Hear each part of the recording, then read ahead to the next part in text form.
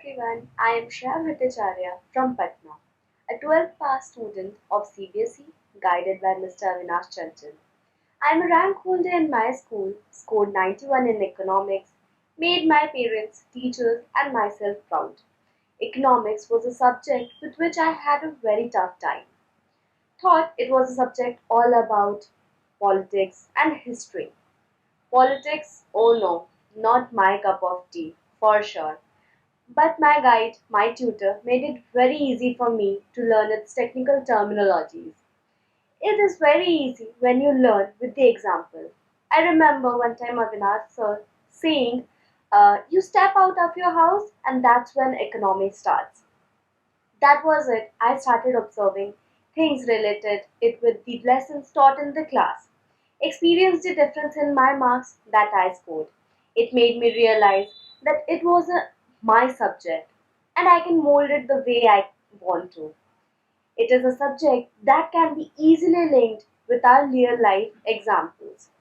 A broad subject like economics provide answers to a range of health, social and political issues that impacts households and wider communities. Let me give you some key points. Never ever learn formulas. That's toxic. Always try to understand what, from where, and how the formula is derived. I tried making this list of formulas, thought it would help me to learn easily, but there it goes. I can't learn things so easily. So I started asking Avinash sir how it is derived. Repeatedly asking same question was irritating, but he was very acceptable to the questions and was very reachable to my answers.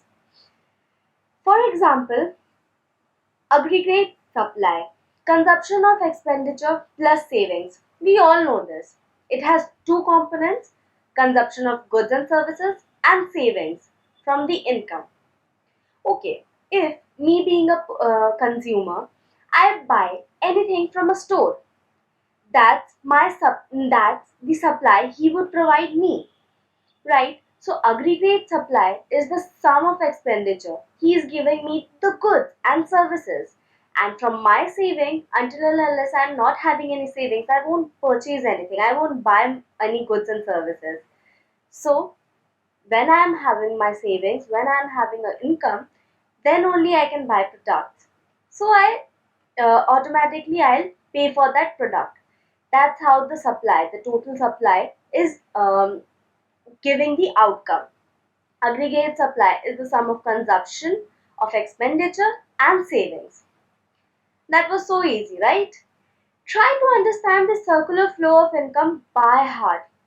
That's how you learn and get involved in the economy. Make notes of every topic. Take a fresh page and start writing the chapter numbers and start reading the chapters and mark the important points and jot it down. There we have our notes ready.